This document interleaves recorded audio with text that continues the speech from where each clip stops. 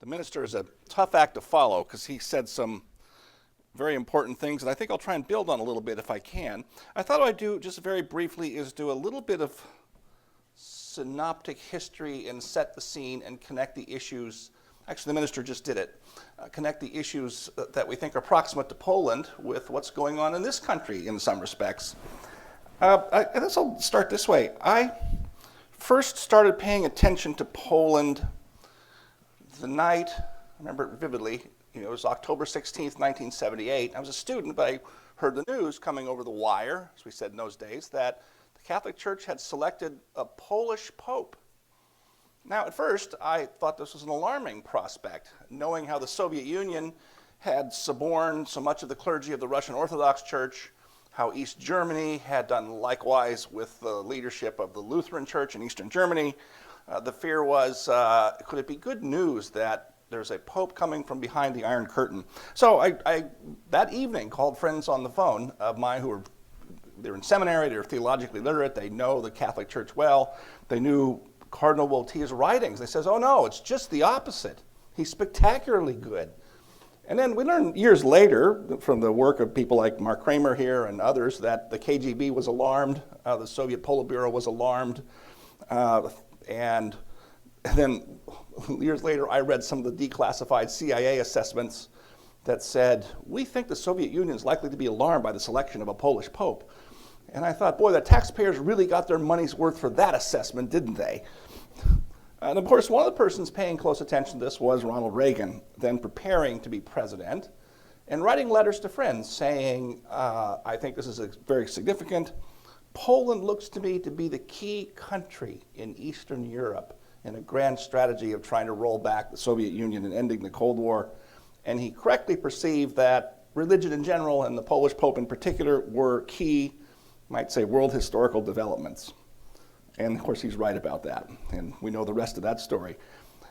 But we forget now, here we are 30 years after the end of the Cold War, or if you want to date it from the end of the Soviet Union, 2 years later, that's fine. And we can't celebrate that often enough.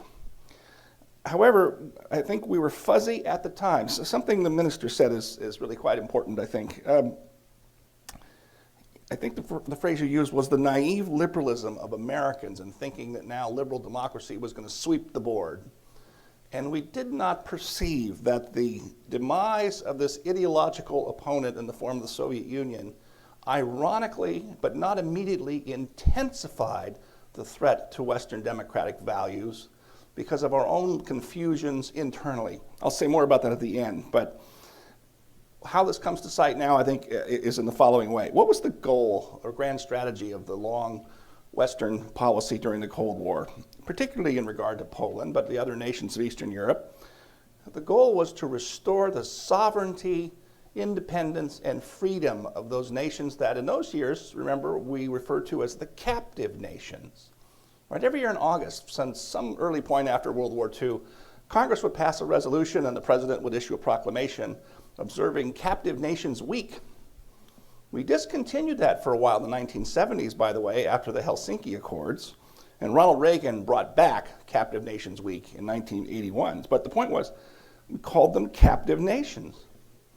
Well, today the dynamic that's been hinted at already, I'll make it a little more explicit, is that willy-nilly through the European Union or various other dogmas, I'll put it that way, not just to pick on Brussels, is trying to turn nations into client nations of a certain kind of international orthodoxy that sometimes manifests itself formally in legal, across international legal obligations and tribunals, but also the presumptions that our economies and social orders must be harmonized, that seemingly welcome word that we like to use that's really quite sinister, right? And so it's a matter, in my mind, I kind of celebrate the fact that today Poland is regarded, along with Hungary, Italy to some extent, the United Kingdom for voting for Brexit, and the United States for voting for the wrong person for president. We are lumped into, Poland is lumped into, along with the rest and others I could name, in what some famous person described as a basket of deplorables, right? They've been given over to populism. You know, populism is, as a political scientist, it's a little kind of an odd thing to get your hands around because it comes in so many different forms. But I have finally figured it out just in the last year. Populism is when the wrong person or people win an election. That's what it really means now, right? And, well, thank you. And likewise, nationalism is now regarded as, a word you can't utter. It's the new N word, I call it, is nationalism, right?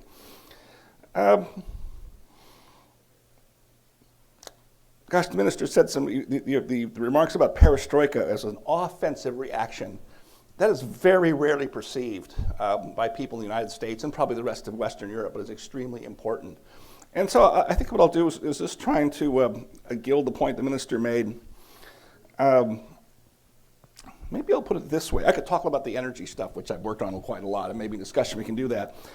I'm tempted to go beyond even what the minister said and what the general said and say, the United States ought to enter an explicit and aggressive mutual defense pact with Poland for the interest of the United States, because Poland may end up saving us as they saved Europe 30 years ago. Thank you. Thank you.